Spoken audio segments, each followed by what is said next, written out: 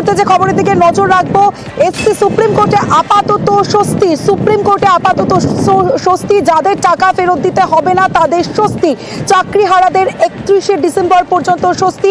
আরো বিস্তারিত জানাবে মৈত্রী ভট্টাচার্য, রয়েছে আমার সঙ্গে। মৈত্রী, এই মুহূর্তের সব থেকে গুরুত্বপূর্ণ বিষয় হচ্ছে যারা এখনো পর্যন্ত যারা টেন্টেড হিসেবে চিহ্নিত নন, তারা 31 ডিসেম্বর পর্যন্ত চাকরি চালিয়ে যেতে পারবেন, তারা চাকরি করতে পারবেন, এমনই নির্দেশ দিয়েছে সর্বোচ্চ আদালত। আজকে প্রধান বিচারপতির বেঞ্চে মধ্যশিক্ষা পর্ষদের তরফ থেকে একটি মডিফিকেশন চাওয়া হয় এবং সেই তাদের আবেদনের পরিপ্রেক্ষিতে সর্বোচ্চ আদালত কিছু শর্ত আরোপ করে এবং সেই শর্ত সাপেক্ষে 9, 10, 11, 12 এর যে সমস্ত শিক্ষক শিক্ষিকারা রয়েছে যারা এখনো পর্যন্ত অযোগ্য হিসেবে চিহ্নিত হননি, অর্থাৎ যারা টেন্টেড হিসেবে চিহ্নিত নন, সেই সমস্ত শিক্ষক শিক্ষিকারা তারা স্কুলে ফিরে যেতে পারবেন এবং তারা পড়াতে পারবেন। আজকে প্রধান বিচারপতি তিনি যে শর্ত আরোপ করেছেন সেই শর্তগুলি হলো, প্রথম 31শে মের মধ্যে নোটিফিকেশন বা বিজ্ঞপ্তি জারি করতে হবে এই নিয়োগ প্রক্রিয়ার, এবং শুধু বিজ্ঞপ্তি জারি করলেই হবে না, বিজ্ঞপ্তি জারি করার পর রাজ্য বোর্ড এবং এসএসসি কে জানাতে হবে এফিডেভিট দিয়ে সর্বোচ্চ আদালতে যে তারা বিজ্ঞপ্তি জারি করেছেন, এবং একই সঙ্গে বিজ্ঞপ্তির কপিও জমা দিতে হবে সর্বোচ্চ আদালতে। এবং গোটা নিয়োগ প্রক্রিয়া, অর্থাৎ সর্বোচ্চ আদালত যে ফ্রেশ রিক্রুটমেন্টের কথা বলেছে সেই ফ্রেশ রিক্রুটমেন্ট 31শে ডিসেম্বরের মধ্যে শেষ করতে হবে, গোটা প্রক্রিয়া শেষ করতে হবে। প্রধান বিচারপতি সঞ্জীব খান্না তিনি আজকে উল্লেখ করেন যে তাদের নির্দেশের জন্য পড়ুয়াদের কোনো রকম কোনো ক্ষতি হোক সেটা তারা চান না, কিন্তু একই সঙ্গে এই অর্ডার কিন্তু শিক্ষাকর্মী যারা রয়েছেন গ্রুপ সি এবং গ্রুপ ডি যারা চাকরি হারিয়েছেন তাদের জন্য গ্রাহ্য হবে না। তার কারণ প্রধান বিচারপতি উল্লেখ করেছেন যে এই ক্ষেত্রে টেন্টেডদের সংখ্যা যথেষ্টই বেশি ছিল এবং সেই কারণে গ্রুপ সি এবং গ্রুপ ডি দের ক্ষেত্রে এই নির্দেশ কার্যকর হবে না, অর্থাৎ তারা চাকরিতে ফেরত যেতে পারবেন না। যদিও 9, 10 এবং 11, 12 যারা শিক্ষক শিক্ষিকারা রয়েছেন তারা ডিসেম্বর 31 পর্যন্ত তারা তাদের যে শিক্ষাস্থল বা যে স্কুলে তারা পড়ান সেখানে তারা ফিরে যেতে পারবেন এবং পড়ুয়াদের তারা পড়াতে পারবেন, এবং প্রোভাইডেড রাজ্য এই শর্তগুলো মেনে নেয়। একই সঙ্গে কিন্তু প্রধান বিচারপতি আজকে স্পষ্ট করে দিয়েছেন আরো একটি বিষয়, তিনি বলেছেন যে যারা এই স্কুলে ফেরত যেতে পারলেন তারা স্কুলে ফেরত যেতে পারলেও তারা কোনোভাবেই বাড়তি সুবিধা পাবেন না এই নিয়োগ প্রক্রিয়া যে ফ্রেশ রিক্রুটমেন্ট হবে সেই ফ্রেশ রিক্রুটমেন্টে।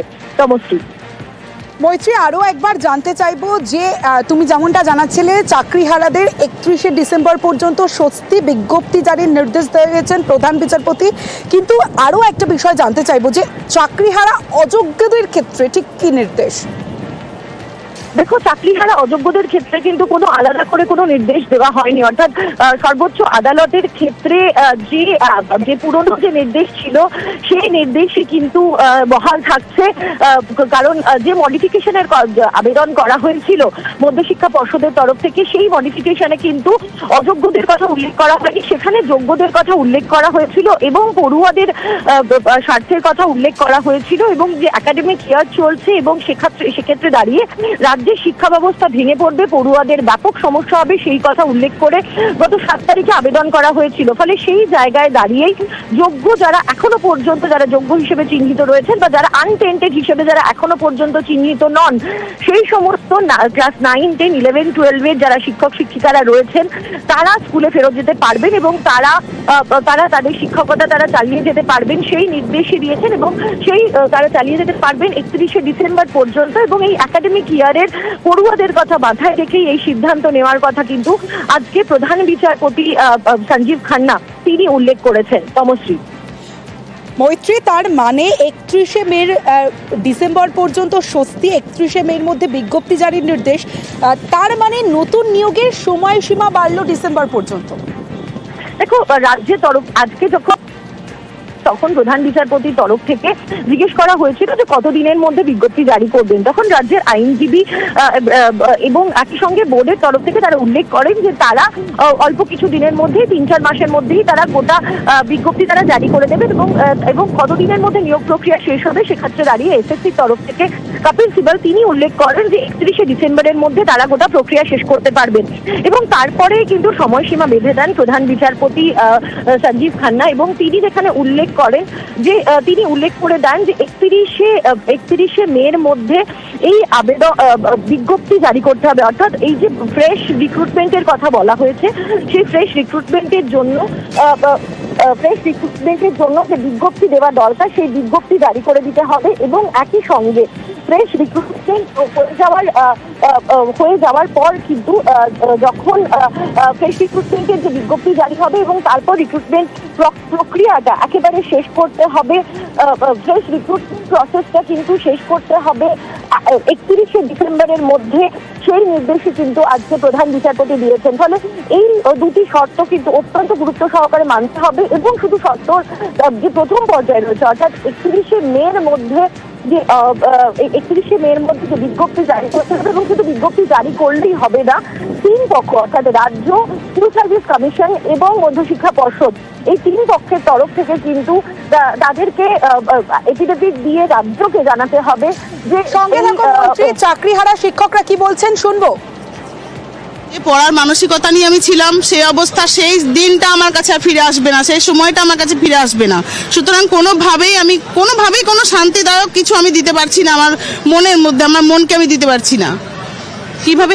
শুধু তাই নয়, সুপ্রিম কোর্টও বলে দিলেন যে এই যে সুপ্রিম কোর্টের নির্দেশিকা বা পর্যবেক্ষণ, সেগুলো শুধুমাত্র যোগ্য যারা তাদের ক্ষেত্রে। আপনারা রাস্তায় বসে রয়েছেন এতগুলো দিন, আপনারা যোগ্য, এটা বারবার প্রমাণ করার চেষ্টা করছেন, সেই মান্যতাটাও কোথাও গিয়ে সুপ্রিম কোর্ট দিচ্ছেন।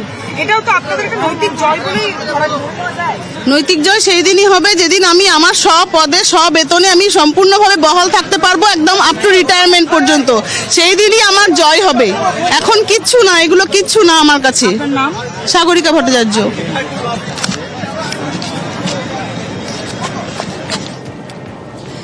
এই মুহূর্তে আমাদের সঙ্গে মূল মামলাকারীর আইনজীবী গোপা বিশ্বাস আমাদের সঙ্গে রয়েছেন। আপনার কাছে জানতে চাইবো, এই যে আজকে যে নির্দেশ দিলেন প্রধান বিচারপতি সেই সঞ্জীব খান্না, সেক্ষেত্রে আপাতত স্বস্তি, যোগ্যদের জন্য যে বলা হলো বিজ্ঞপ্তি জারির নির্দেশ দেওয়া হলো, অন্যদিকে চাকরিহারা অযোগ্যদের ক্ষেত্রে হস্তক্ষেপ করলো না আদালত, পুরো বিষয়টা আপনার কাছে জানতে চাইবো।